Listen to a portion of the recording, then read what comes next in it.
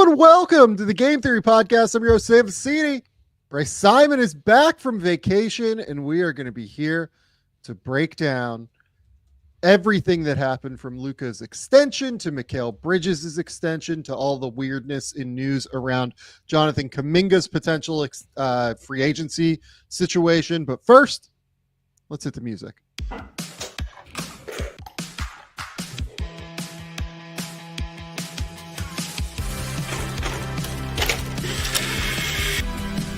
They do have a timeout. Decide not to use it. Way downtown. Bang! Bang! What's this gonna be? Wow! Are you kidding me? Hello and welcome to the Game Theory Podcast. I'm your host, Sam Vecenie. But if you watch the tape, what you will see completely orchestrated this game.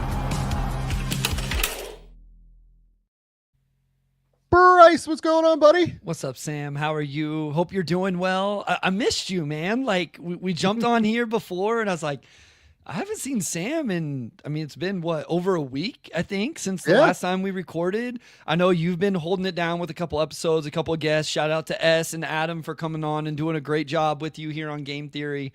Let me take a little vacation and get away, but I'm excited to be back, talk Luka, Mikal, Kuminga, and whatever else we get into. But I definitely missed you. It was good to be back and doing this again. Yeah, I try to let you have family time, like whenever you're gone. Like I try and just separate it because that's important, I think, which is something I don't do, unfortunately, myself. So I try to make sure that everybody else gets to. I'm excited to talk to you today about basketball. I'm excited to talk to you. How was vacation? Was it good? Was it what you wanted? We were talking beforehand. We went to a lake in Oklahoma. My oldest boy learned how to water ski for the first time. My wife loves the lake, so she just floats around all day, does her thing.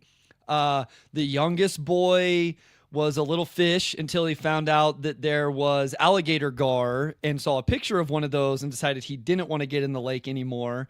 And then my middle daughter, Raleigh, who hates you, for anybody who doesn't remember, got stung by a scorpion the second day we were there. She just had her hand off the side of the chair and got stung by a scorpion and took it like a champ, though. She was a champ about it. I told her it was your fault. I said, hey, Sam lives in Australia. He probably mailed it over here or something. They got all sorts of crazy stuff in Australia.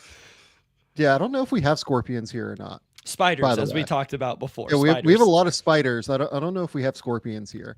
I'm sorry for Raleigh. That is a very, very harrowing experience, I'm sure. And your response was rub some dirt on a kid, get back out there. It's fine. Yeah. Figure it out. Yeah. Everything was okay. We worked through it. It was good.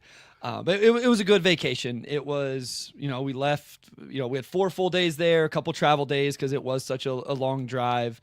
But good stuff. I'm glad to be back. I'm, between Vegas, I had football camp, Now we get back into a routine, which, as you know, and the listeners probably know from listening to me, whatever, I kind of thrive in a very structured, organized, scheduled environment. And I now am back in that here in August.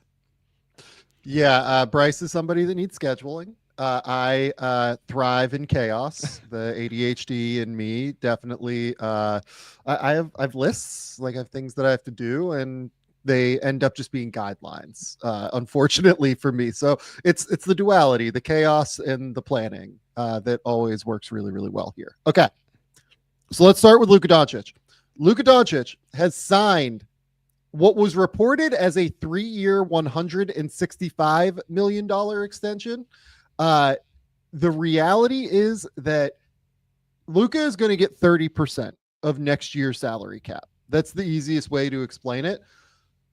As of right now, the current projection is that is slated to rise by 7% as opposed to 10%, which was the original, 165 number. Given that, it would be a $161 million deal, assuming that it only rises by 7% as opposed to 10%. So let's call it 161. I think that's probably the better terminology for it. Look, I think that this was something that was just slated to happen from the moment that he got traded to the Lakers. It is the easiest way, as I'll explain maybe a little bit later on, for him to get closest to the Supermax money that he was going to be eligible for had he stayed in Dallas. And frankly, over the next 6 years, he's probably going to get pretty close to that money. I'll have to do some quick math in terms of how 7% changes that versus 10% changes that.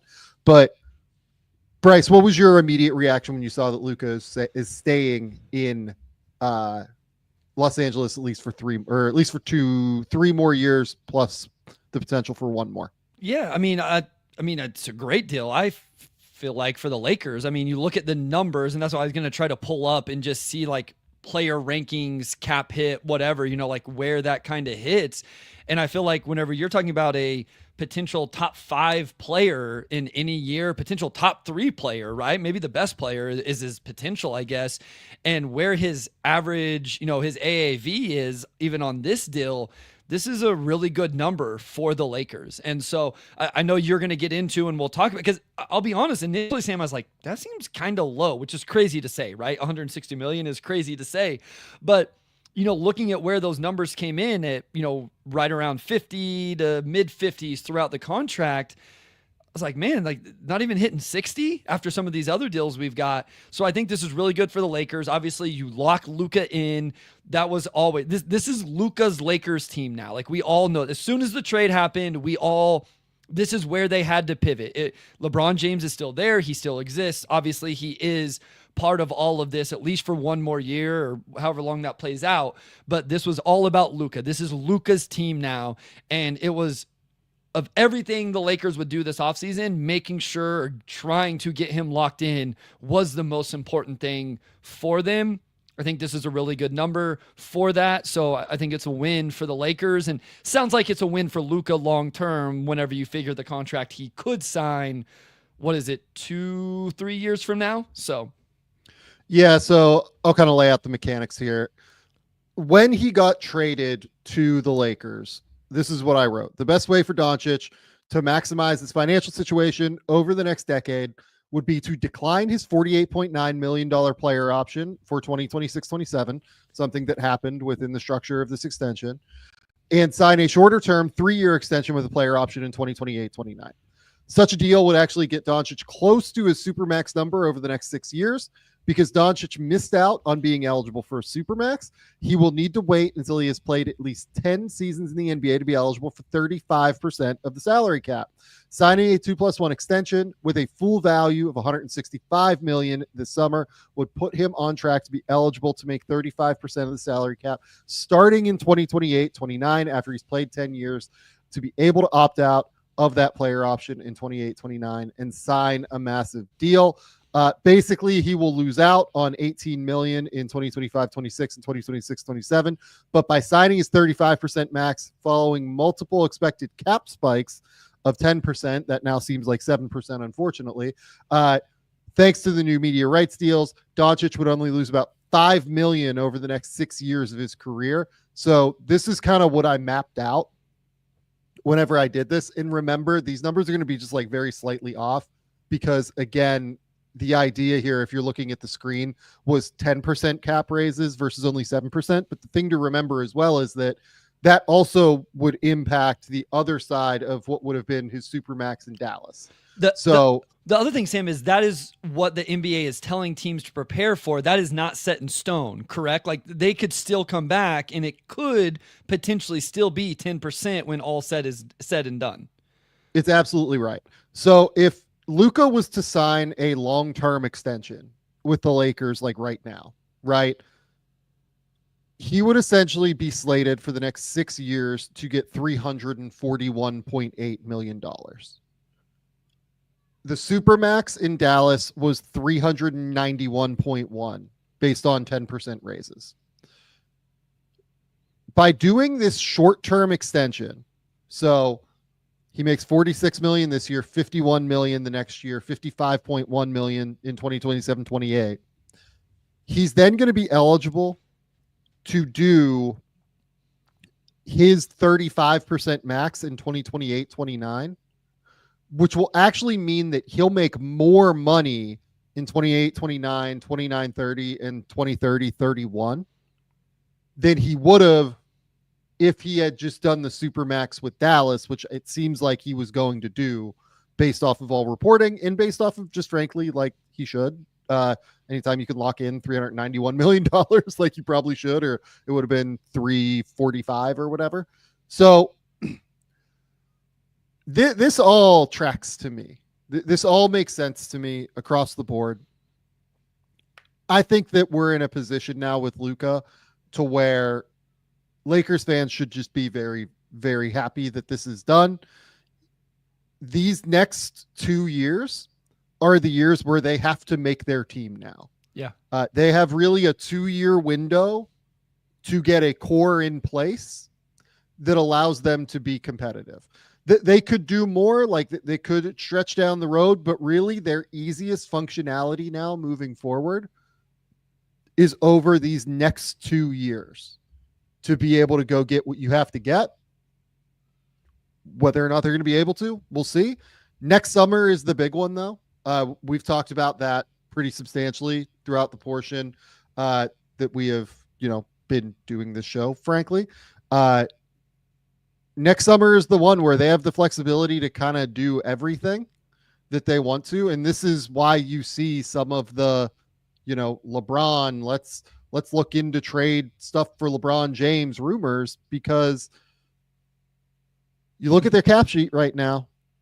Luka's locked in at, that's the 49.6 number that is based on a 7% raise for next year.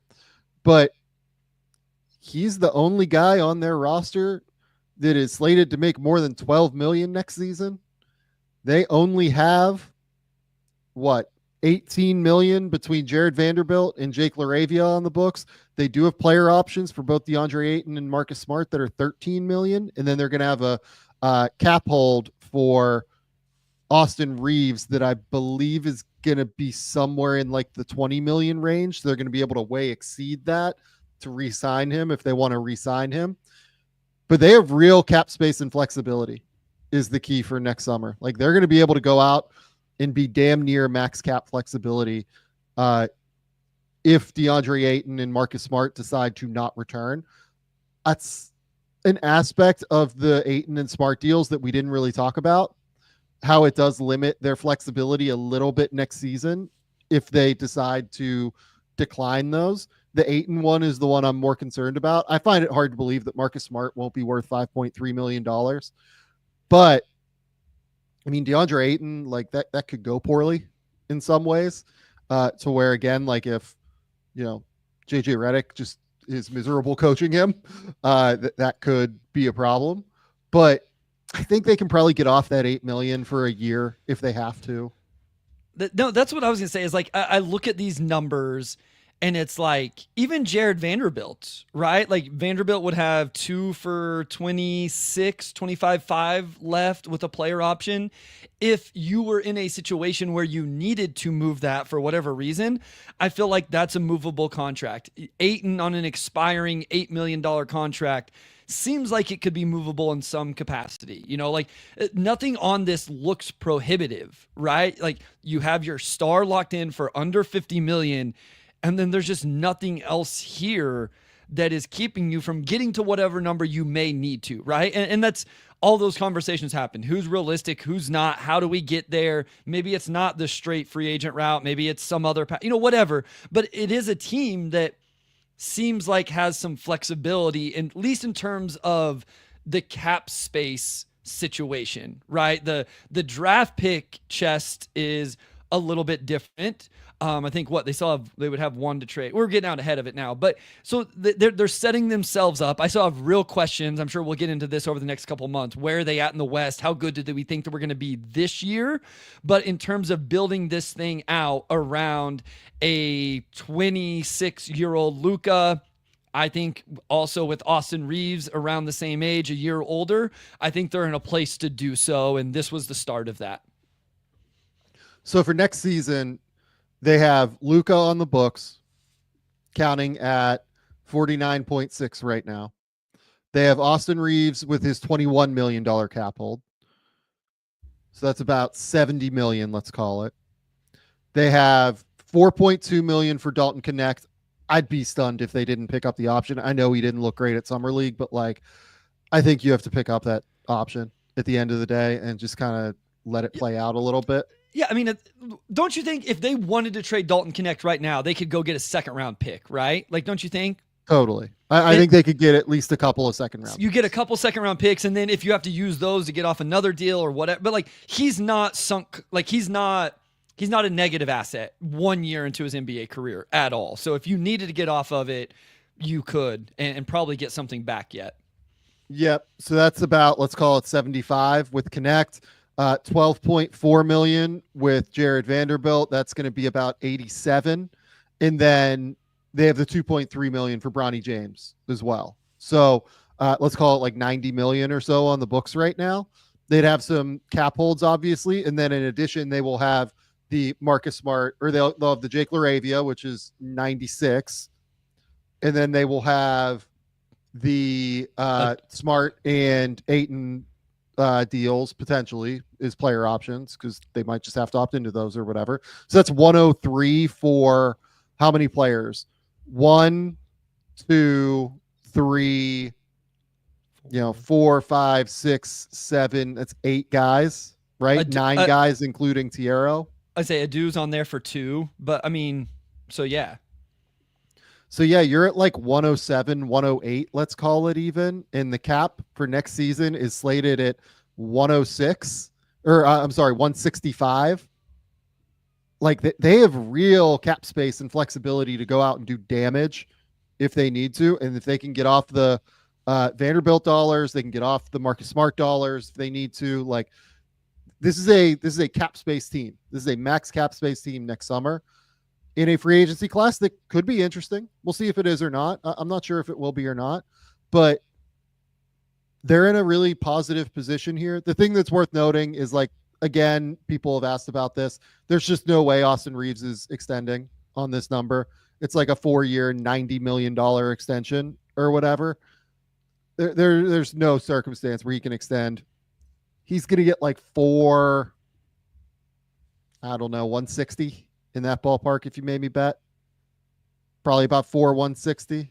So I don't really see that as being even remotely possible for Reeves to extend, even if he wanted security. I'm sure that, Austin Reeves, undrafted guy who's made $50 million in his career, would like the security of having 150, but I don't know. You can't pass on like 70 million. I don't think that's pretty crazy to me. Well, I'm sure if you're Austin Reeves, you feel like the Lakers you want a heck of a deal the first time around whenever you were a restricted free agent and you signed it, a lower than market value number, and you've made enough real money now that you can bet on yourself through one more season to go out and, become an unrestricted free agent. Like, that's the thing that this time around with Reeves is he does have a little bit of leverage and control over the situation that, if the Lakers don't want to give him that, he could go out and find it somewhere else and then make them, whatever. I'm not saying he wants to leave LA, just saying he has some leverage out there this time. The other thing with that is if they keep his cap hold, that's the important thing, is cap hold is small enough, order of operations.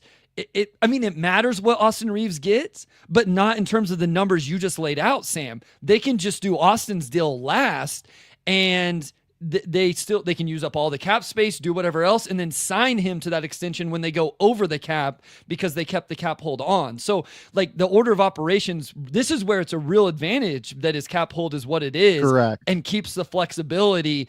Okay, let's go out, let's spend $50 million here on whatever, and then we'll take, then we'll sign, Austin Reeves to the extension once we're over the cap, and we can use the room exception and all of those things that go along with it. So that's where real flexibility comes along with being able to keep his cap hold, not having to let go of it and then sign him using cap space. They don't have to do that, and that's huge.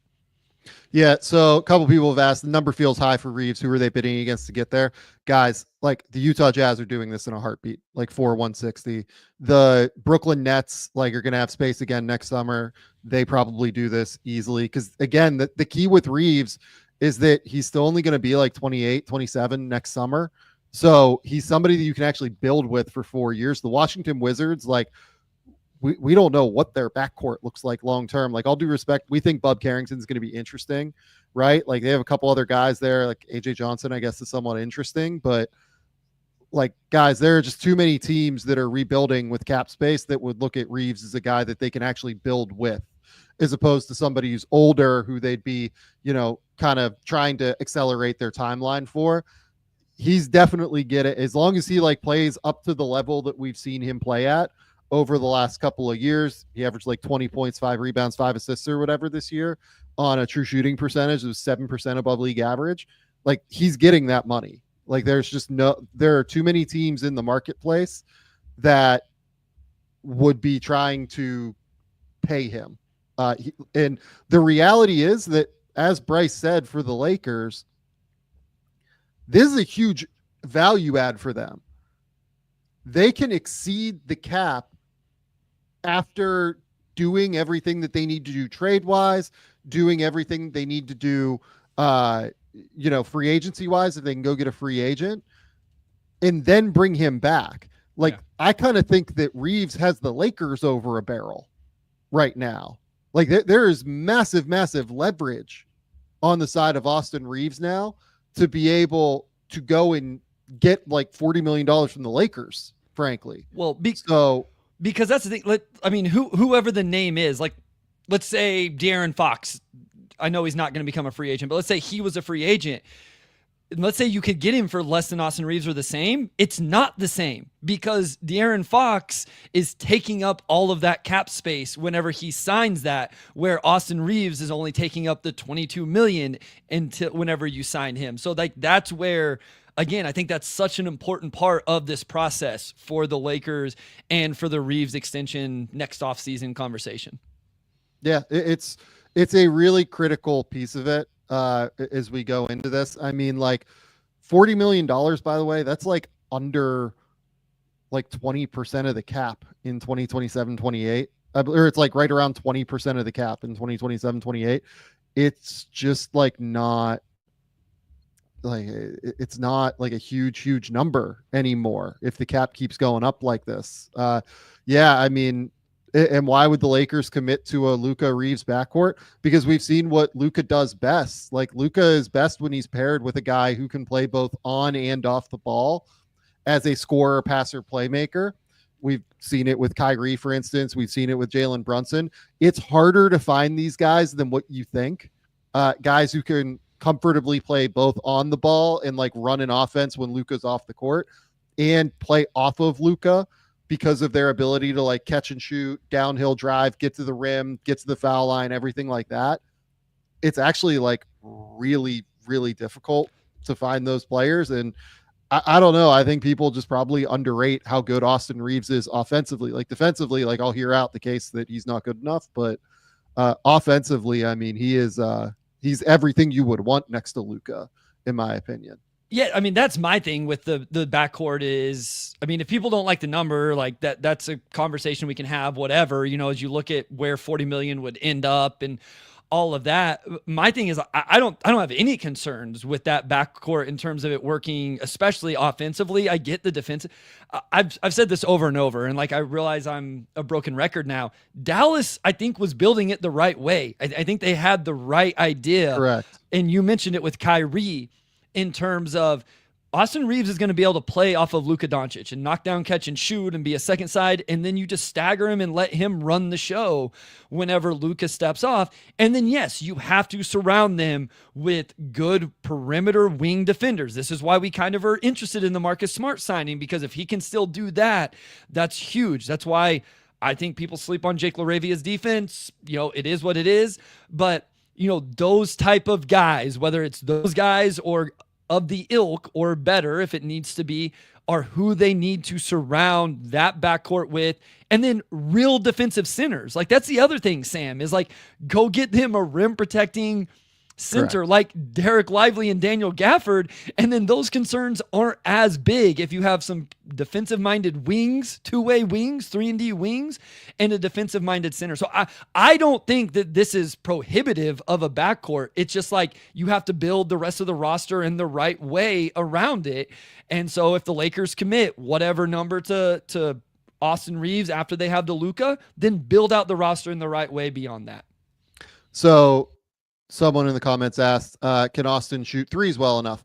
Last 3 years, 39% off the catch from three, 35% from the catch off the three, and 41% off the catch from three. So yes, he shoots well enough, is the reality. I mean, yeah, he was 38% on 7 attempts last year. I think in general, must be a little bit higher on who Austin Reeves is as I just think this is a really good role I think, like you said, this role, what the Lakers need from somebody playing off of Luka Doncic. I very much believe Austin Reeves can be that guy. So maybe that's the disconnect here. Yeah, no, I completely agree. And the key is that he doesn't have to be the number 2. He can be the number 3. You just have to go find the number 3 that like makes a little bit more sense than LeBron insofar as like just age curve and everything. You know what I mean? It has nothing to do with LeBron the player. LeBron the player is still amazing. It's just that LeBron is 40 and it is difficult to make that work in terms of building a roster together that makes sense around these guys. So I think that they're in a positive position here, the Lakers. Like, I really do. I get why anybody would have concerns about the way that they're building. I'm not sure that their front office like does an amazing job with a lot of this stuff, frankly. I think they've done a really good job this summer going out and getting, everybody that they did, DeAndre Ayton, Jake LaRavia, Marcus Smart, like making sure that those guys are in a position to succeed. Honestly, like I do wonder if they look at moving Connect. I think that you can't move Connect for just seconds right now. Sure. Because that's just like kind of pointless to me. But if you need the flexibility down the road, potentially to like go add something this year or like go add something into the future just because they don't have many second round picks for the future either, I can easily see like a Dalton Connect for like 2 or 3 second round picks deal just to increase flexibility for their future, moving forward as they try and like structure trades and things like that. So I don't know. I'm like very positive on where the Lakers are. It's just that like I'm not wildly positive on where they're at for this year. Maybe like I think they're probably going to be a top 6 team in the West, but like I think it's more that I'm excited about their future than I am about like their chances to win a title this year. I agree. I'm with that 100%. I mean, at the end of the day, I think their chances of winning a title rests a lot on like what DeAndre Ayton is and how much Marcus Smart does have left and those type of things. Let me ask you this real quick. We touched on this briefly. I listened to another podcast. I can't even remember for sure. I don't remember if it was The Athletic or Hoop Collective or something, but fully healthy game 1 of the playoffs. What is the Lakers starting lineup by that point of the year? I think I know who they start the season starting. Yeah. I think they probably give Rui the chance and see how it plays out. But by the time we get to game 83 and the playoffs are starting, what do you think the starting lineup is fully healthy? I would say it's going to be Luka, LeBron, Reeves. I think probably Ayton, if you made me bet. Oh, man. I think that Redick is really going to like LaRavia. Okay. I think that you're right that they will start Rui at the beginning of the year, and that will be the thing. I think JJ is really going to appreciate what LaRavia brings from both an offensive and defensive perspective in terms of his ability to pass the ball, make quick decisions, shoot it, play make, everything like that. So that's where I've gone as well. Like, I think ultimately, I think this team is at its best with Rui coming off the bench. And I think that could be a big role for him. I'm with you. I think LaRavia could be really good in that role, and I wouldn't be surprised. I also wonder if they don't end up with it being Smart and just like, hey, we need you to play 15 minutes, and here's what we need. We need 6 minutes to start the game, 6 minutes, more than 15, 22, something like that. But you know what I mean? Like, start the first half, start the second half, totally. And just like go be that dude for 6 minutes to start each half on the other team's best player. When we play the Thunder, we just need you to get in Shea and disrupt him a little bit. And then we'll bring LaRavia in and let him, do it after you've worn Shea down a little bit, or, whoever. Like, Shea's this stream example. Like, he's freaking awesome, obviously, MVP of the league. Yeah. But you know what I mean? Like, I wonder if that's where they end up going with it. I think I would eventually fall into it being one of those two guys being in the starting lineup. Just makes so much more sense because of the defensive matchups those guys can take. Well, and the other guy I would bring up in this is Vanderbilt as well. Oh, yeah, Vanderbilt can't shoot quite at the level that even Marcus Smart does, but bigger, longer. To me, like, the answer is it's probably just going to be matchup based at the end of the day. If they don't have like a big time primary guard that they're dealing with, like if it's Houston or something, like I probably can see it being LaRavia, right? Or I can see it being Vanderbilt. But if it's Oklahoma City, it's, we have to have somebody dealing with Shea for 48 minutes in a night. Like, let's have Marcus Smart do it for the first 8 minutes of the game or whatever. So yeah, like I think it's probably going to end up being matchup dependent. If you made me bet, Rui could certainly end up in the mix there as well. But yeah, like they're in an interesting position here.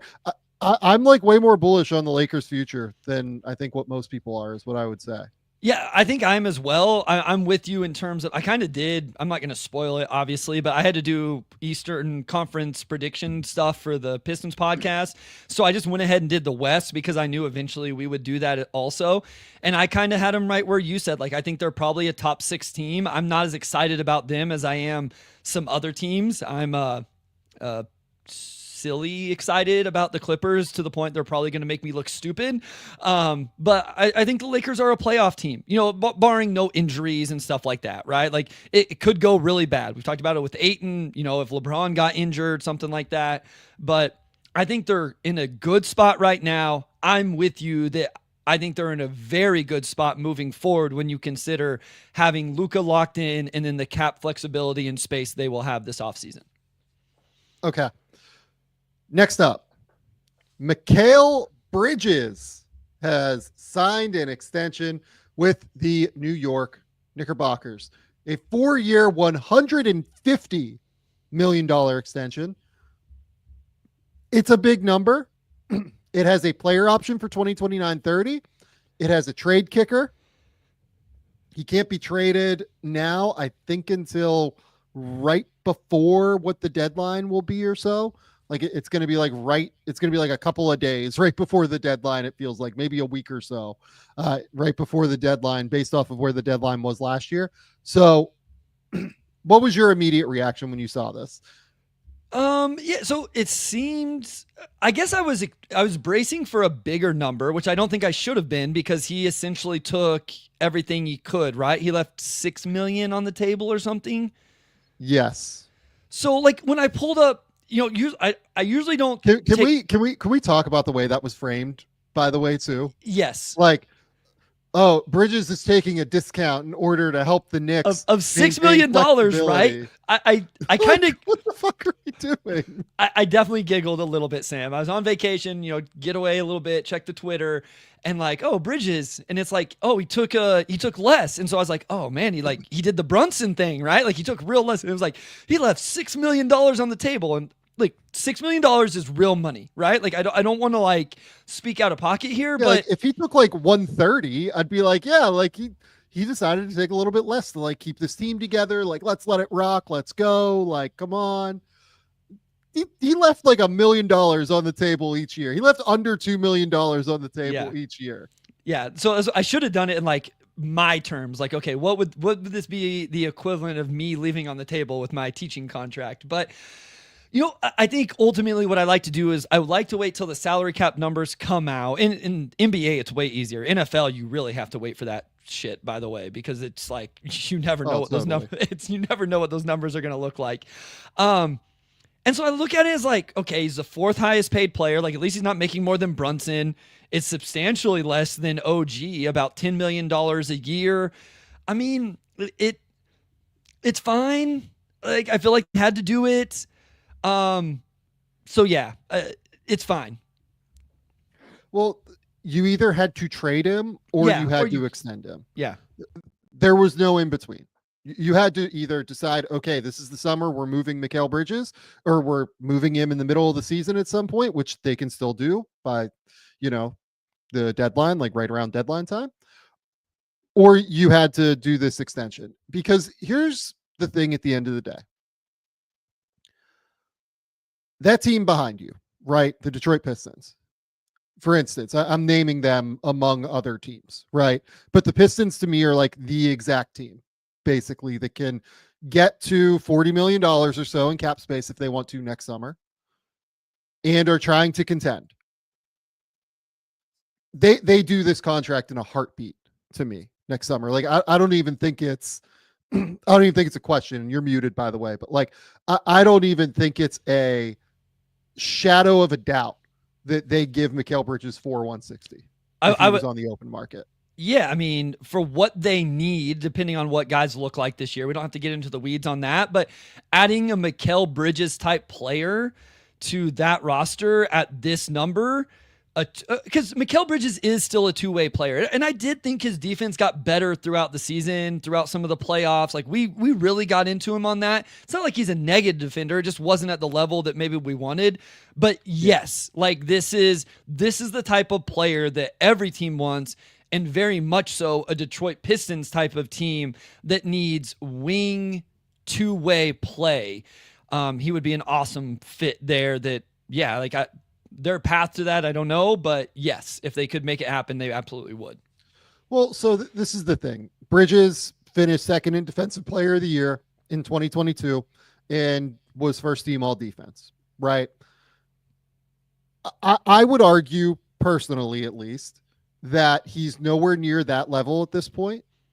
He is an above average defender that there are just real flaws in terms of what he can do right now. He used to be great at guarding like guards on the perimeter. He does not do that super well anymore. His hip flexibility, his ability to kind of get around screens, it's just not as effective as what you want it to be now, right?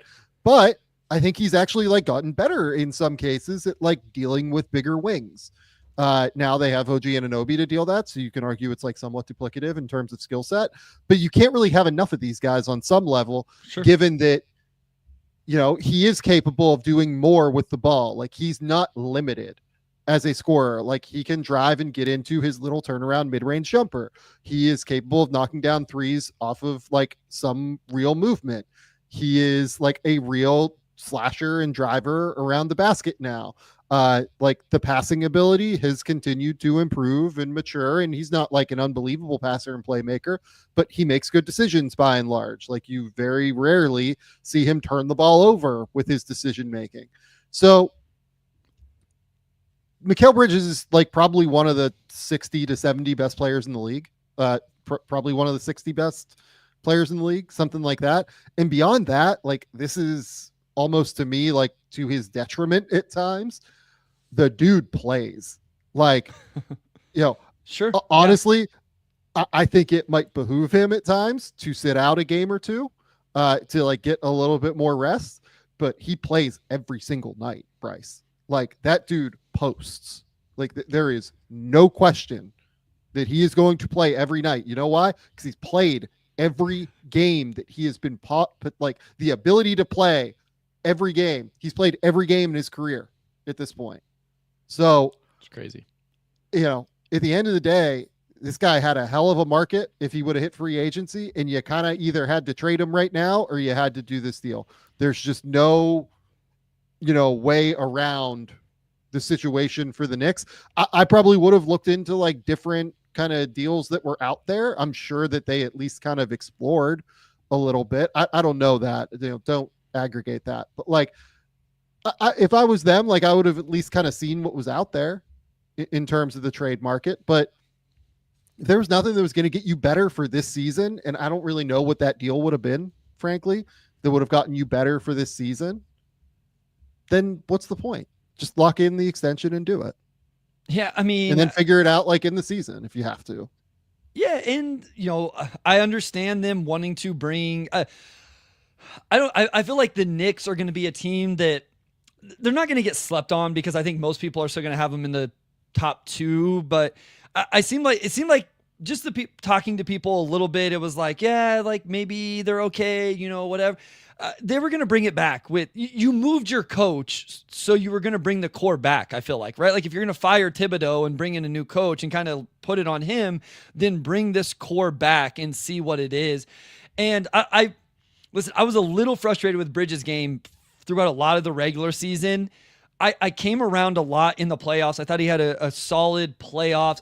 What I like from him is his off-ball movement. He didn't shoot it as well from three in the playoffs, but I watch him and I'm like, this is a really good like off-ball cutter or relocator, all of that. Does a really, really nice job.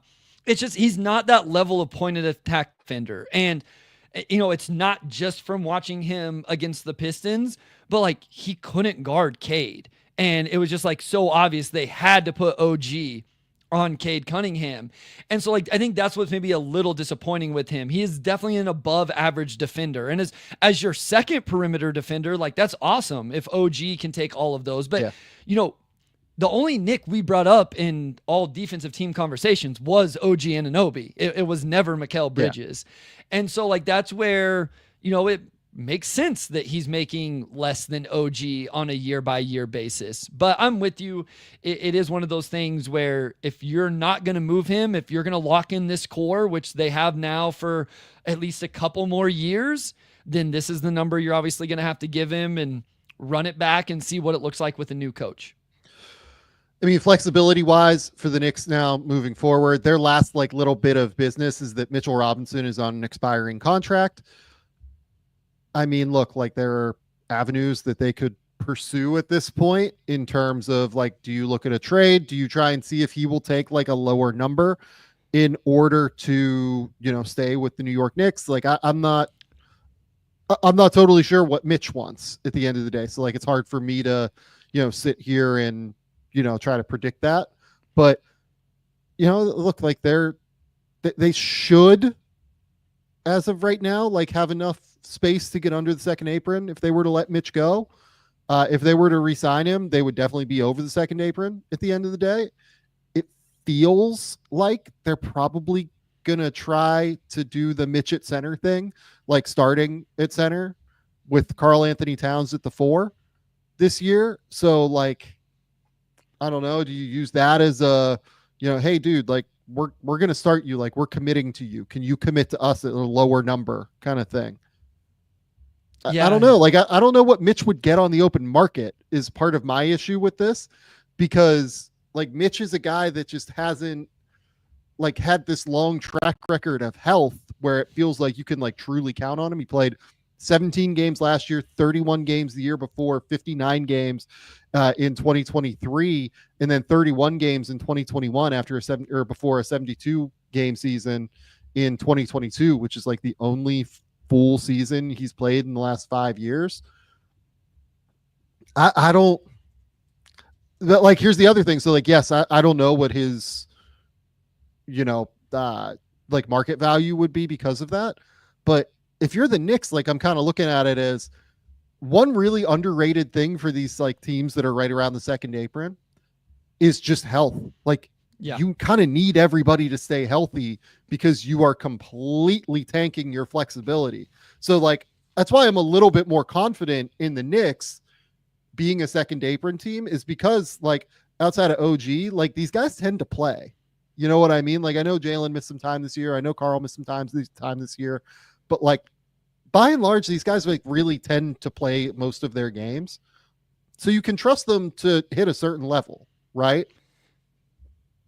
Yeah, I mean, my thing is just like the depth in general beyond that. So when I look at the Knicks, it's like it's championship, contender type of evaluation. And so it's just, I like the Yabusele signing. Clarkson is like interesting, I guess, if he has anything left, taking up the campaign, Landry Shamet, group of play. It just is like, do they have enough beyond the 5, Mitch, if Mitch is healthy, the 6 is Deuce, what is Deuce going to give you? So like, that's my thing with the Knicks. I understand them wanting this core, and you're right that it's a good point that they do play a lot for a team that is locked in with this big money. So that is good that those guys play. I just still have real questions around the overall depth and rotation aspect of this team. it's funny because I feel like a lot of years we end up talking about Mitchell Robinson a lot for them, Sam. You know what I mean? It's like, well, Yeah. like Mitch is going to be their answer at center. Mitch is going to be the answer to make their defense better. And it's like, we're putting a lot of eggs in the Mitchell Robinson basket to, help give this team something they're missing for a guy that you outlined isn't always available that much. So that is a little bit scary for them. I agree. I do agree with that totally. I do think that what it's going to come down to, if they want to avoid the second apron and don't want to play Karl Towns at center, which I think that, feels right at this point. If you're trying to have if you are going to continue to build around Jalen Brunson, I think it's very difficult to have Karl Towns as your, center defensively and make that work. I think there are just too many ways to attack ball screens in that circumstance. So given that, it does feel like the answer is that they're probably going to have to move one of Bridges, Hart, or Anunoby at some point in order to, if they want to stay below the second apron, in order to maintain flexibility. But these are future problems, and you can deal with future problems down the road at the end of the day. So I feel okay with this extension. I think it is definitely a passing grade. Kevin Pelton will grade extensions on the pass fail, barometer when he does extension grades, right? And to me, this is a passing extension. It makes total sense. It's not an amazing number or anything, but it's a number he definitely would have gotten if he hits free agency next year.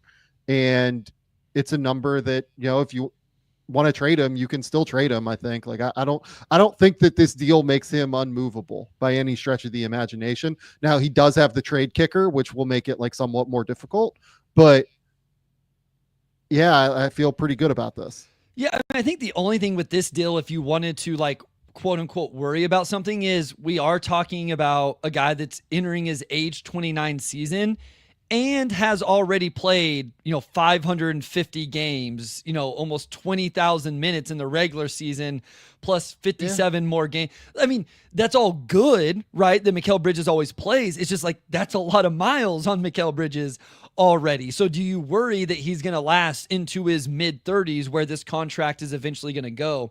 I don't scoff at the numbers for what is a real two-way wing, right? And I can't sit here and value two-way wings and then get mad about a team for locking in a two-way wing, even if I do have questions about Mikal Bridges at times and what is his option offensively? Where can he really slot in and how good is the defense? He's still a very good two-way wing. So I think I'm with you. I think if it was pass fail, I would pass it. It's not a contract that's going to end up on our best values list, but it's also not a contract that we're going to consider when we look at our worst values listed either, right? It's just yeah, sure. That makes sense for Mikal Bridges, especially if you're not going to move him.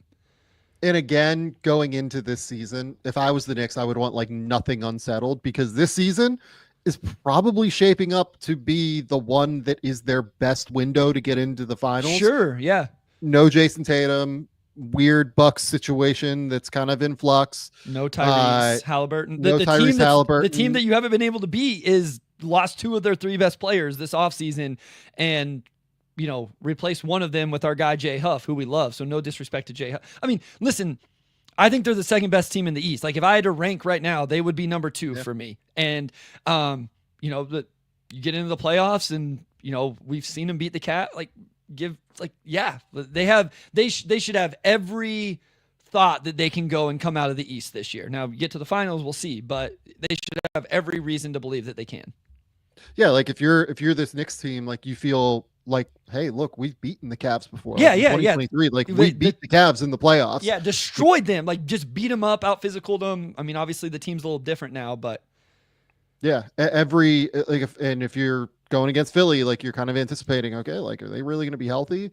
Are we really betting on that? I think they have every reason where if I was internally in their organization, I'd be yeah, hell yeah, this is the year where we want to go in. Yep. So, no reason to have anything internally off kilter in any way, shape, or form, in my opinion. Yep, I agree. Okay. The next thing I want to talk about, we got more details on the Jonathan Kuminga front this weekend from my colleague at The Athletic, Sam Amick. Sam Amick is extremely connected within Sacramento. He is extremely connected within Golden State, anywhere in that Bay Area. He does an amazing job of reporting. ESPN reported that Jonathan Kuminga has turned down a 2-year, $45 million contract with a team option for a second season in that deal. So essentially it'd be like a 1-year, $23 million deal with a team. It's like the Bruce Brown contract from a couple years ago. Yeah. Yep. It's like literally exactly it. And I think they'd be looking at it as, a means to go get a star, basically, to replace him, right? Turn that down, and they're signaling an increased willingness to potentially accept the qualifying offer. I mean, accepting the qualifying offer feels kind of crazy for Jonathan Kuminga, but we'll talk about that. Per team sources, according to Amick, and I'll put this up on the screen while we're talking here for people that are watching live to be able to read it, people watching after the fact to be able to look at it. Per team sources, talks between the Suns and Warriors have never progressed in any serious manner. So while it's certainly notable that Phoenix is being so aggressive with its contract offer, 4 years and a combined $90 million per ESPN, that part is irrelevant so long as Golden State continues to show zero interest in what the Suns have to offer. As for the Kings, who spoke with the Warriors earlier this week, team sources say they have offered a 3-year, $63 million deal for Kuminga in a proposal that would send veteran guard Malik Monk and their 2030 first-round pick to the Golden State Warriors. If that pick didn't convey, then the Warriors would get the least favorable of the Kings or San Antonio's first-round pick in 2031. Those protections have been the primary sticking point, team sources said. The Warriors have insisted that the first-rounder be unprotected. Okay. So that's a lot to kind of parse through. Real quick caveat there, the Warriors, because I think this is important, Sam, it also says the Warriors would have to move salary to stay under the first apron, which would be Moses Moody or Buddy Hield, or I don't know if those are the only two options. I mean, they don't have that many guys on their roster. Yeah, that would probably be it then. Because it'd have to be one of those two. Those are the only guys that fit in that salary slot. So just important to note that those guys would have to be off the roster in some capacity. I would imagine it would be Buddy because he and Malik would be somewhat duplicative. So, okay. That's a lot to kind of parse through. I think where I want to start first is Phoenix, because it's like the easiest thing to dismiss. I understand why Phoenix is trying to do this. I do tend to think that, there are avenues to get things done in the league, and given that they're offering the most money, there are ways to figure this out. I mean, I just have no idea how Phoenix gets that done. Genuinely, I'm completely uncertain on how that happens. It would have to almost be they have to offer Maluach to me, I think, is the reality, because they don't have first-round picks to offer. So, it'd have to be Maluach and Grayson Allen or something, to make the money work. And I don't know, man, that. And that's me just spitballing this. You know what I mean? I haven't even looked at how that works. I just don't see any of this is workable right now to me, unless they're willing to really cave and offer whatever the hell they have to offer, the absolute best things that they have to offer. Yeah. I mean, it's so interesting with this, trying to figure out the leverage plays from every side. Right. And I always come back to the Warriors in terms of you kind of treat Kuminga like you don't think he's any good, but then you kind of scoff at some of the, not scoff, and maybe they're just playing it perfect, right? Maybe they're going to end up just getting exactly what they want in a trade return. And so, I mean, in that capacity, maybe they're going to play it perfectly. There is, and obviously this is the leverage that Kuminga's side is trying to get back, the threat of, hey, we'll just sign the QO, and then you're going to lose me for nothing, or I guess they could trade him at the deadline. No, that comes with the no trade clause, right? So, you're going to lose me for nothing in the offseason. Phoenix is interesting. I've tried to wrap my head around Devin Booker, Jalen Green, and Jonathan Kuminga on the floor together offensively. That's That's something. They do need, guys to play that big forward position. So just body type wise, that makes a lot of sense. But yeah, I don't know about Phoenix. Yeah.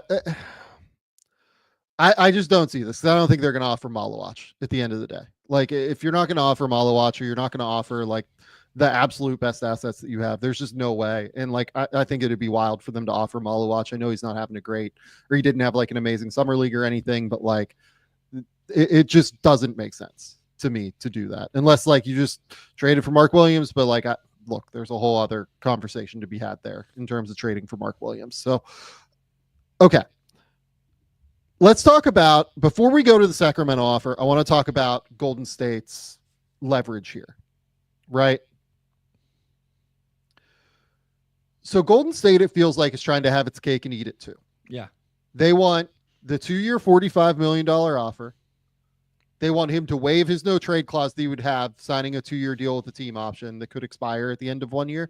So that doesn't, like, if I was, Kuminga's representation, Aaron Turner and those guys, I'd be like, no, like we're not doing that, where you can just dump us anywhere that, you want to send us, and only doing 2 years of security. Like, that doesn't make any sense for us. I think that is a shitty offer from Golden State. Like, honestly, I think that is if I was Kuminga, I would say that's like insulting. It's $8 million. So that's what the Warriors are saying, right? Is like, we're giving you an extra $13 million over the QO, right? Is what that deal is. Yeah.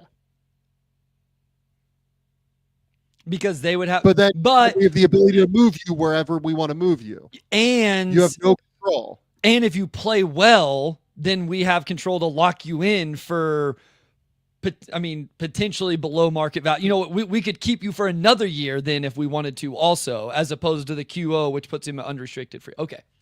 Correct. So like, you have no control over the situation for your career for the next 2 years, basically. You can look at this two ways, in my opinion. Like, I'm not a big Jonathan Kuminga fan as a player. I get what he brings to the table as a scorer. I think he's like genuinely impactful as a scorer. I think that he can be like, if you got him in the right situation, probably a guy that averages like 23, 24 points a game or so. Is it going to be efficient? Is it going to be offense that like really helps your team win? Is he going to continue to develop into a like well-rounded player who defends at a high level, who passes well, who consistently makes good decisions? Like, we just haven't seen that yet from him, right? There's a reason he doesn't play at times, like not all the time, but like there's a reason that like he is not always in the rotation for Golden State. The things that he does well are things that you can find. The things that he doesn't do well are the things that are a little bit more rare to find in the marketplace, right? Like, I don't think that Jonathan Kuminga is going to go and like be as bad as like Pat Williams is somewhere. Like, he's so aggressive and like confident in himself that he's going to put up numbers. I worry about how much those numbers impact winning, but like, the reality of the situation is that my evaluation on Jonathan Kuminga being lower probably matters less than the fact that if I'm Jonathan Kuminga and I'm seeing offers roll in through my agency of 365, 490, and the Warriors are sitting here offering 245 with a team option, and I have to waive my no trade clause, it kind of sucks. Like, if I'm him, I'm sitting there thinking that sucks. So it's tricky. Like, it's really tricky, in my opinion.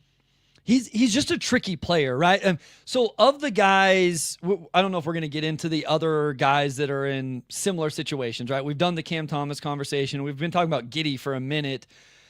Quentin Grimes is the one that makes the least sense to me, that like something isn't getting figured out, because that's a very... It's an archetype. It's such a narrow band of money. Yeah, well, and it's such a valuable archetype, right? Like, he's a 3-and-D wing that, like, point being is like we've done the Cam Thomas thing, and we understand why that's a tricky one, and we've done the Josh Giddey thing, and we understand why that's a tricky one. My point was like Grimes shouldn't be tricky because that's a really valuable archetype, and maybe just asking for way too much. Kuminga's also very tricky, is what I'm trying to get to, and we've talked about this because of everything you outlined. He's a somewhat ball stopper, doesn't shoot threes all that well, can absolutely score with force. Like, I love the potential and the talent and the idea, but I always go back to the same, what is he, Sam? He's not your number one, right? Like, he doesn't even score it well enough to be your number one. As a number two, number three, can he play off of your number one well enough? Does he shoot it well enough? Does he pass it well enough? Or like, does he just need to be a sixth man that you bring in when you take your number one and number two off the court and just say, hey, 22 minutes tonight, go get 16 points in 22 minutes. You know what I mean? Like, we're going to put the ball in your hands and let you do your thing, because it's not like he's crazy on the other end of the floor either. And so like, that's what's hard with a player like this is how do you value them? And then the fit. Like, this is why it doesn't make any sense in Golden State, because that style can work for some teams. Golden State is the exact opposite of that working, right? And so it's just, that's what makes this so tricky.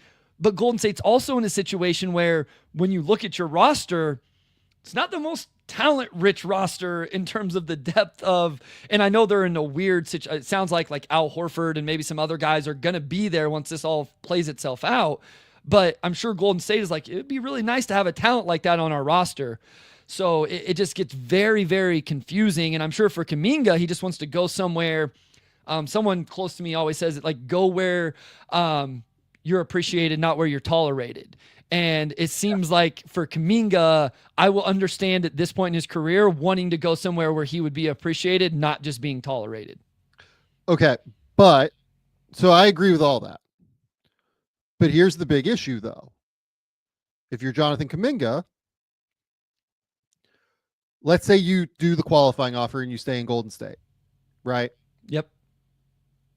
Why do you think it goes different this year? It does than what it has in the past. I'm with you.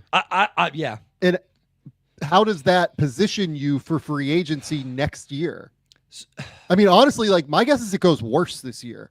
If he would sign the qualifying offer, I would be pissed if I was them, and I would have no reason to really play him at that point. Okay, so then why does it? So can we talk through the Golden State? I agree with you that it's not a good offer, but then don't you just take that, assume that they're gonna not exercise the team option, and at least you made $21 million this year to be treated that way, and then figure you're gonna be an unrestricted free agent because they're gonna turn down the club option?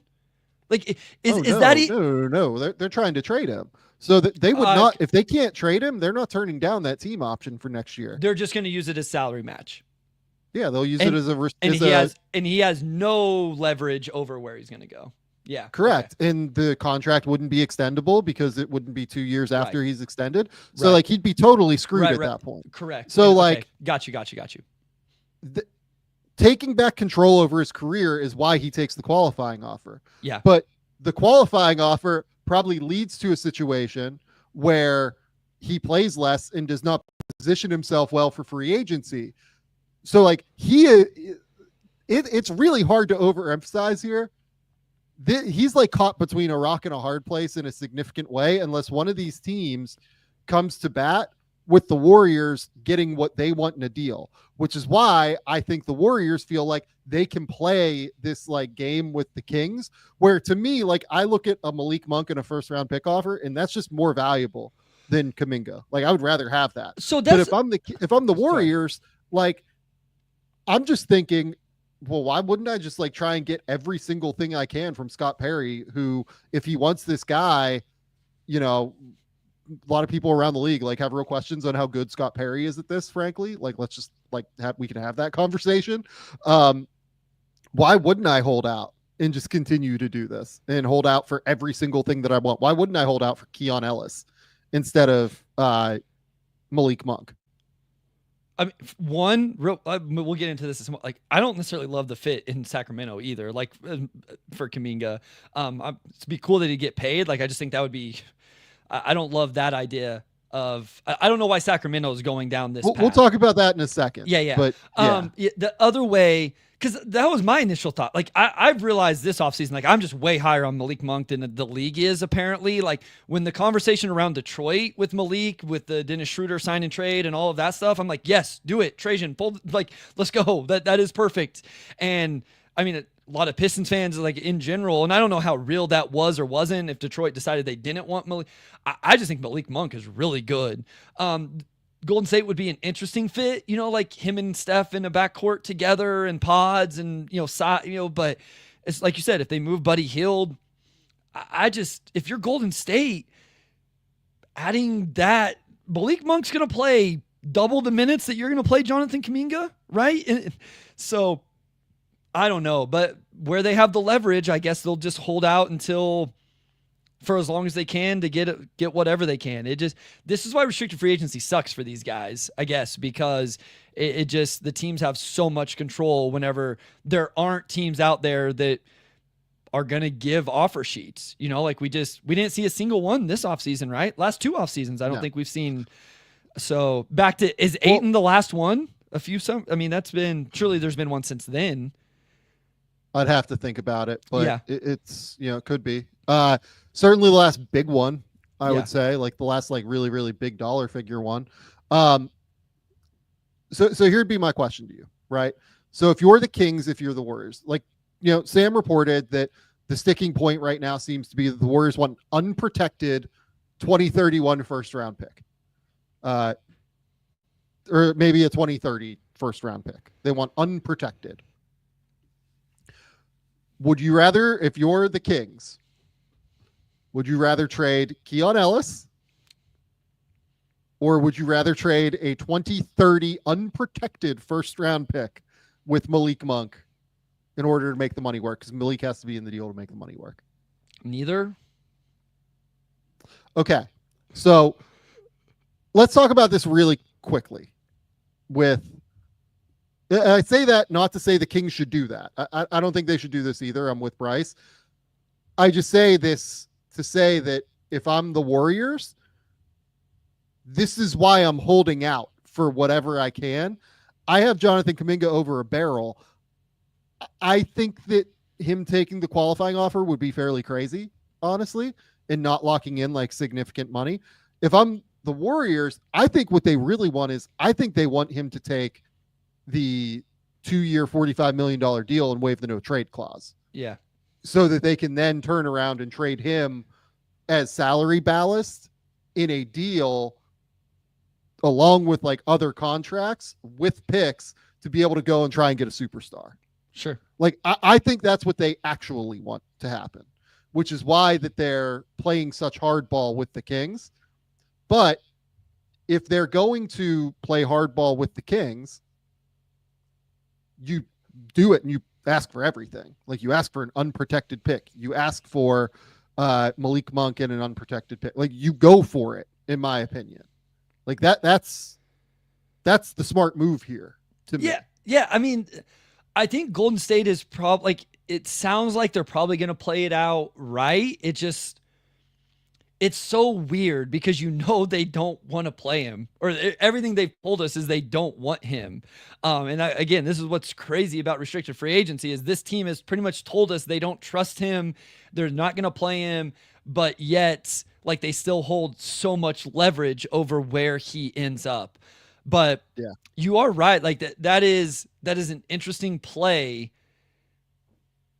with the 2-year deal to just use a salary match. Like it would be fascinating to see what they could do with that okay, so what's more valuable though? Like, couldn't they do that with Monk and the pick then? Like, wouldn't that, like, if they traded Kuminga for Monk and that pick, they could do essentially the same thing, right? Like they could use Monk as matching salary then.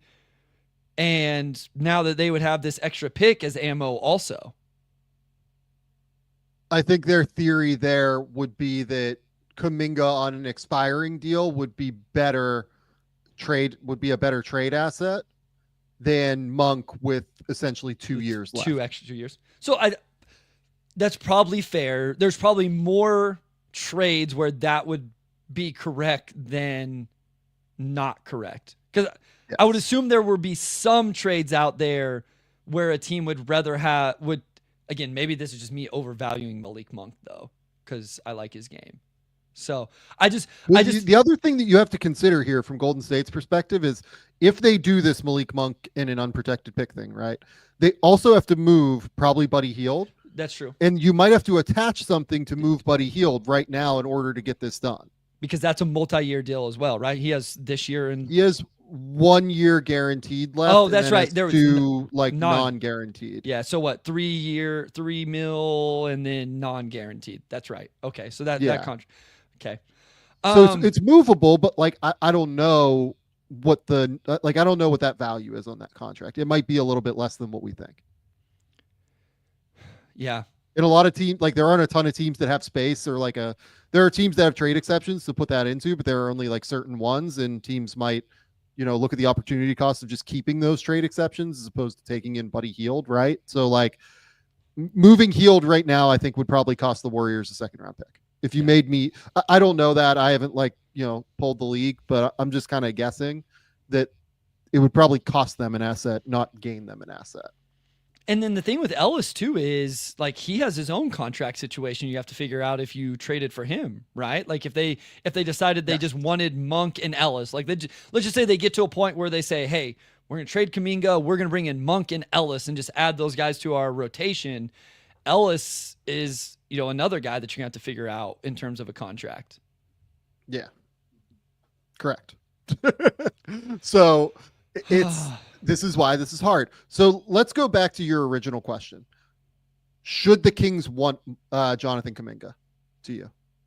No, I don't want to crap on Jonathan Kuminga.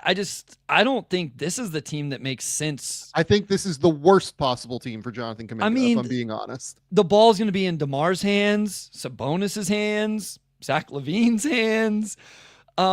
Everybody but Jonathan Kuminga's hands. I don't think this is the arc. No, Bryce. No. It's going to be in everybody but Keegan Murray's hands. Well, okay. So that was going to be my third point was depending on where Sacramento's going with DeMar DeRozan, Zach LaVine, Domantas Sabonis, I guess you could talk me into something a little bit different. And then finally it was going to be they continue to just put my guy Keegan Murray in situations that I effing hate. I haven't always been the biggest Keegan Murray guy, but every time we talk about this team, it just pisses me off more that he's in the situation he's in. And this would make it worse for Keegan. So let's talk through what this looks like on the court. Like you kind of did. You have DeMar DeRozan, Zach LaVine, Dennis Schroeder, all of whom have dribble the air out of the ball tendencies, right? You have Jonathan Kuminga, who's slasher, doesn't dribble the air out of the ball, but not a passer playmaker, really likes to try and attack the rim. What's going to be waiting for him when he's at the rim? Sabonis is going to be right there. Sabonis, they do a really good job of utilizing him high. And I think that some of the creative, fun things that they could do with Sabonis, where you put him high, Kuminga cuts back door. There are different fun things that you could use to operate with Kuminga and Sabonis together. But there's a real shooting deficiency if those two are on the court together with Dennis Schroeder, right? And DeMar DeRozan, right?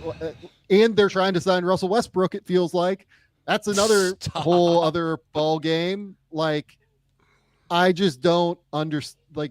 This would be a really rough team. Now you can make the case that they're trying to build for the future.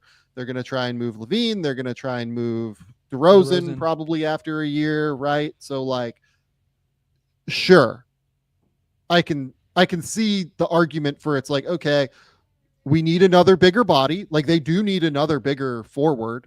I actually agree with fair. that. Yeah. Just archetypally, they need another guy who's big and long and athletic. Sure. But okay, so you pair Kuminga with Keegan Murray, and then you have Schroeder for a couple of years. You have LaVine probably for a couple of years now.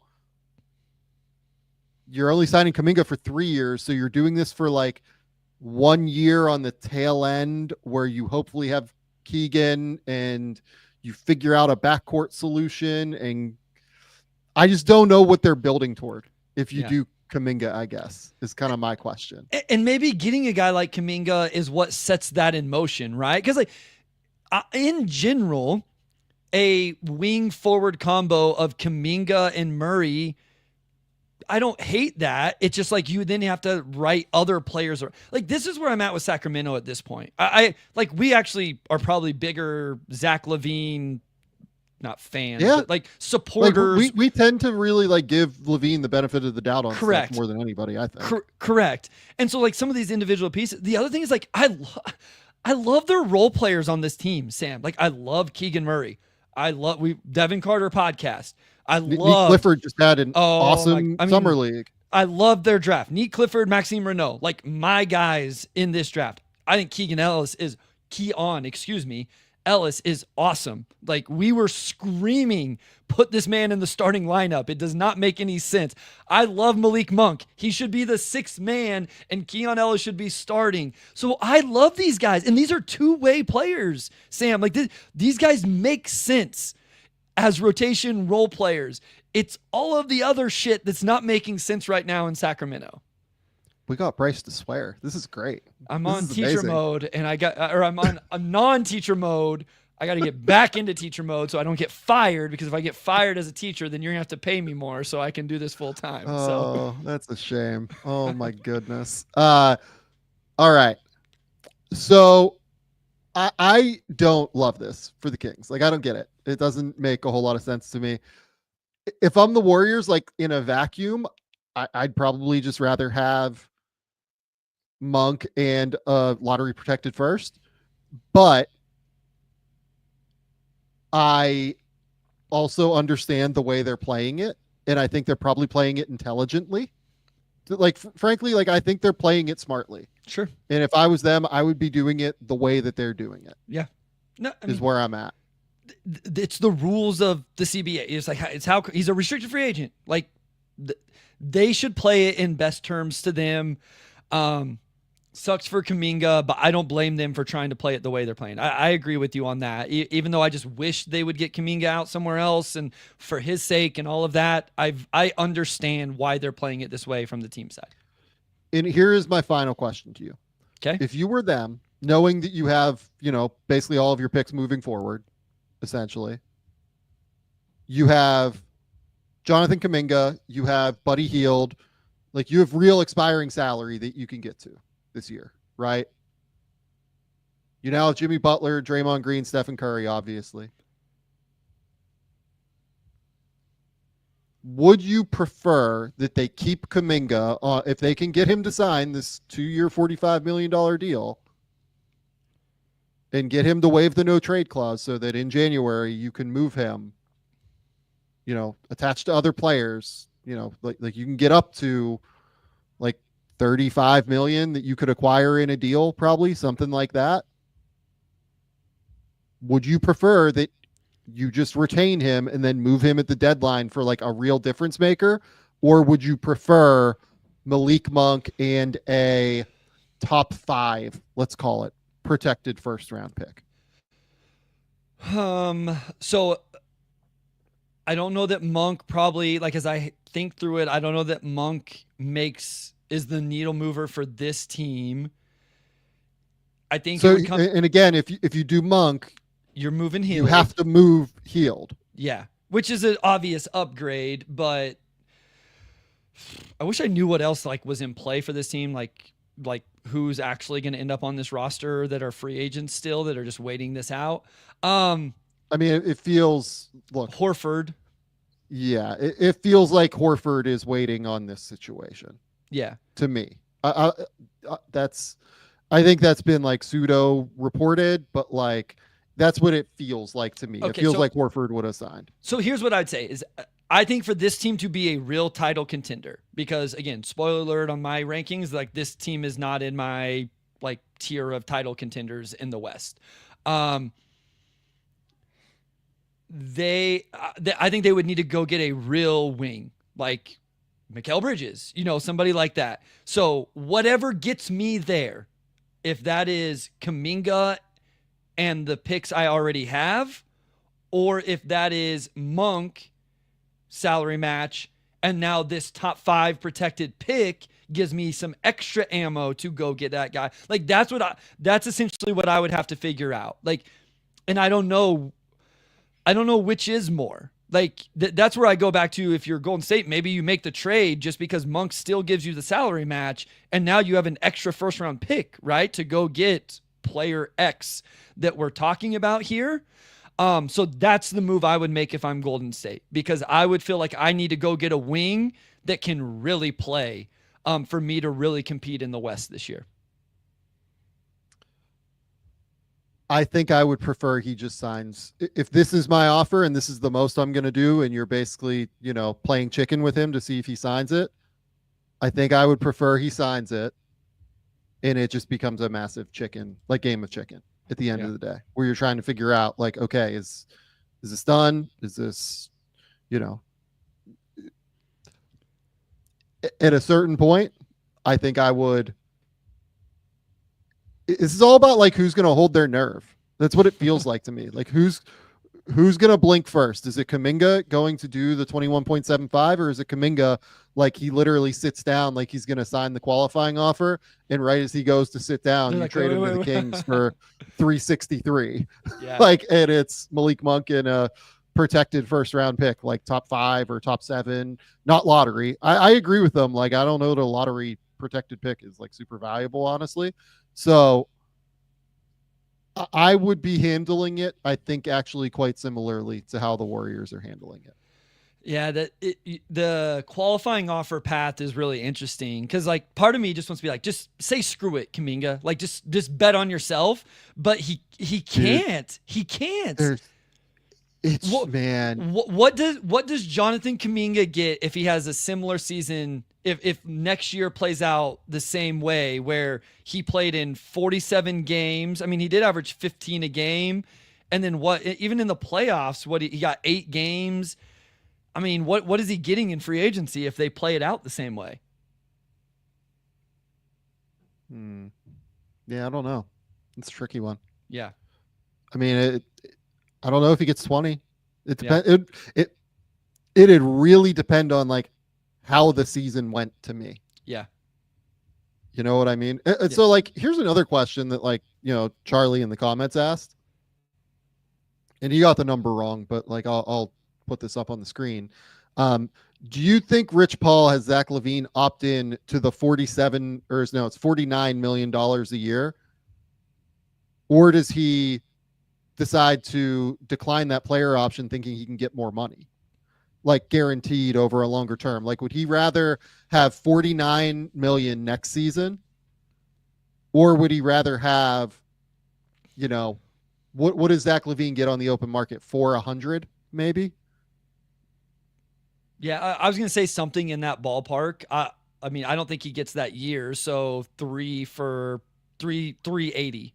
So your break even number then is, so you're saying 380. So the break even number is, does he get 2 for 30 the next year? I think he definitely gets that. I think he would. So as like, well. Yeah, he just opts in at the end of the day. Now, if he doesn't get that, like maybe he wouldn't be able to get that. Like at yours, it would be 3 for 75 if you just figured 25 a year. So now the break even number is 27, 2 for 27. So yeah, no, I did that. Yeah, and then like this is the other thing too. Like you opt in, and maybe the Kings like look to like just move in a different direction and stretch him, right? Like you never know. The Bradley Beal, Dame Lillard, yeah, huh? Yeah, he's too good to stretch. I think though, like he is somebody that like has been far too efficient as a scorer recently. And finally, can we close on the justice for Malik Monk like thing real quick? You and I both think Malik Monk is pretty good at basketball. I think he's all right. Yeah. I don't think he's like this incredible basketball player. I think he's definitely like best positioned as a sixth man. Agreed. Like he is, I think he is one of the best sixth men in the NBA. Agreed. Is what I would argue. And he's, just turned 27. Like he'll play most of this year at 27 years old. He is a guy that I think can be like a little bit more inefficient than what people think just by looking at the raw shooting numbers. Like he's only had 2 seasons where he's been above league average in terms of true shooting percentage. Even in the year where he finished second in sixth man of the year, 2024, where he averaged 15 and 5 assists, shooting 45, 35, 83. He was still like a percentage or two below league average in terms of true shooting percentage. So I just say that to say, like, really good player. I think he probably would get like right around the mid-level exception. If you made me guess what he would get on the market right now, which means that his contract is underwater for teams. So like they're looking at it and thinking like, okay, maybe we can go out and just use our mid-level and get, a Malik Monk type for $14.5 million versus the $19 million that he's owed. Really, he's owed $360 remaining on his deal, and we might be able to go get that player for $345, right? That's fair. Like that's where like I look at Malik Monk's contract and say, fine, like cool. I'm okay with it. I again have found myself that I probably value him more than others, even in his 6-man role, because I do think he's one of the top 3 best, top 5, whatever. I think he's awesome. And my thing with Malik is, if it was just the scoring, Sam, I would think, like that's a little much for a guy who only averages 17 a game, and the dude can pass. Like that's the thing that I don't think gets appreciated enough in his game, is there is some variety with what he does, and he plays like he's the last 4 years. He only played 65 last year, but before that, 72, 77, 76. I realize it's not a defensive guy. That archetype in that role with the passing as a 6th man is something I'm in for. And I can handle that number if you're the best or one of the best in the league at it. So for me, I wouldn't look at it as a negative contract, but I definitely understand it's not a positive contract. I get that at that number with the years on it left, that it's not that. So I just want to run through this with Kuminga one final time here. So Rachel brings up, Kuminga takes the $8 million qualifying offer to ride the bench for a year, signs a prove-it deal for 1 year at $15 million, then tries to lock in like a longer-term deal, right? And she projects like 3 years, $75 million. Let's even say 3 years, $90 million. Like, let's go nuts, right? So that would mean over the next 5 years, Jonathan Kuminga would be making like 113 million or so. So that's like right in like the 21 million mark that he's anticipating, but he's taking on all the risk. Yeah. In that circumstance, even if we up it to 90 off of 3 years, like he's still only at like 21 million a year, 22 million a year or so in that situation. Because like, so at there's 15, no guarantee that big deal down the road is coming. And that's the thing. Rachel, I think, very much probably just used the non-tax MLE for the 15 million. I would assume like that's going to be around where it's at next year. Makes complete sense to me. I understand where she got that number from, but it's like, okay, well, what is that role then? Because for him to go get even 3 for 75, I mean, he has to go play real minutes. He has to play well. He has to show it. He has to be in the rotation, like all of those things. Like that's not guaranteed.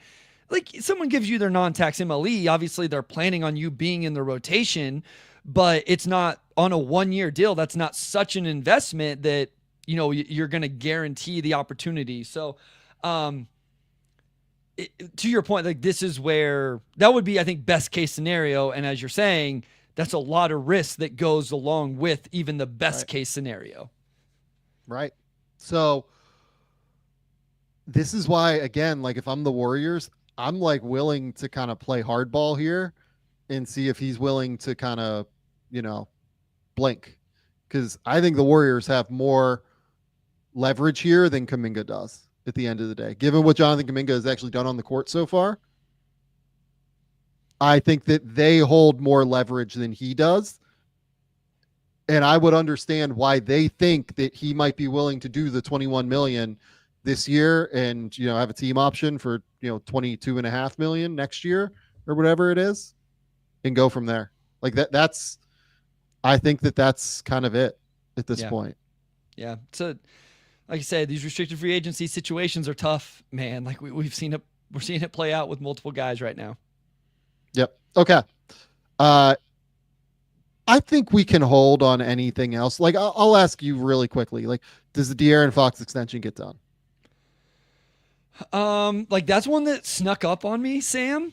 Like as I was going through, just looking at rosters and just kind of refreshing things, and I was like, I get to the Spurs, and all of a sudden it's like, holy cow! Like De'Aaron Fox is on an expiring deal, in San Antonio. It seems like one that should, right? But maybe San Antonio's, I don't know. I guess, Castle and Dylan Harper. I don't know. I guess my thought was it should or would, and he's going to be there long term. So I guess I'm a little surprised that it's not. So yeah, eligible today for an extension for the first time. I think if I was the Spurs, like I would probably want him to take less than the max. And if I'm Fox, I'm thinking I probably want the max. So I'll be interested to see what happens. Yeah. Does it end up being just like slightly? Does it end up being a Mikal Bridges situation where he takes less to help them win? Bryce. Yeah. He's $2 million a year. That's how it gets framed, that he's helping them win by taking $195 fucking million or whatever it is. Agents are the best. It's like we're not stupid. Stop. Next one. Trae Young is eligible, I think, at some point this week, if memory serves. Coming up here, I know that. We talked about this one today because I love that Hawks team. That is the Eastern Conference team I am far too high on right now, and I think they've put Trae in a great situation to be successful.